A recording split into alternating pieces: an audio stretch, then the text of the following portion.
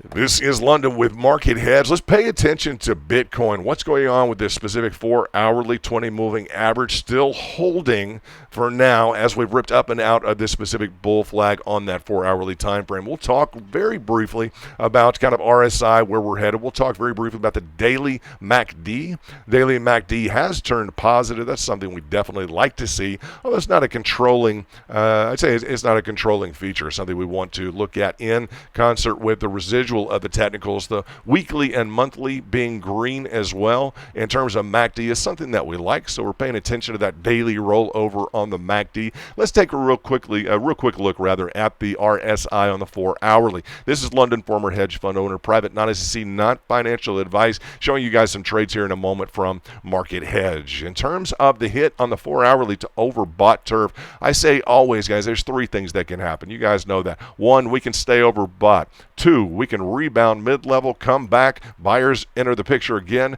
That's kind of our secondary option. And three is we rejected from overbought and went to oversold, and bam, that's that nice swing trade which the bears are looking for right now. So we did get that rejection. We're looking at whether or not the bulls are going to take over or the bears are going to take over. If you're a short or a bear right now and you caught that hit into overbought turf, which I brought out in the video, congratulations. Right now the risk is on you, right? You got your screens turned green and you've got a decision to make. Always, guys, make that decision. Never overexposed in any specific trade, and always with heavy cash reserves. Now, in terms of the structure of the bull flag on that 4-hourly, I'll say that we're not horribly disappointed in terms of the structuring, though. We just want more momentum. Let me just call it like we see it, right? We don't mind a channel structure up and out that's holding.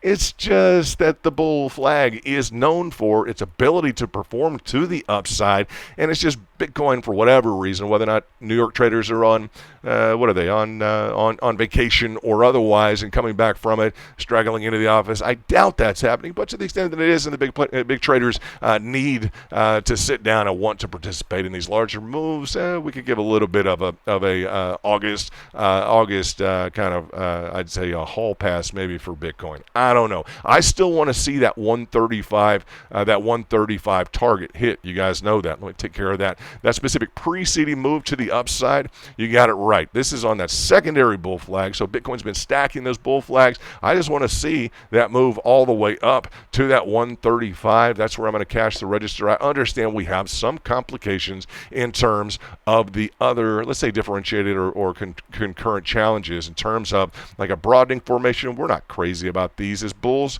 right? This is the daily chart. We're not crazy about rising wedges, to say the least, but a bull market can power through those.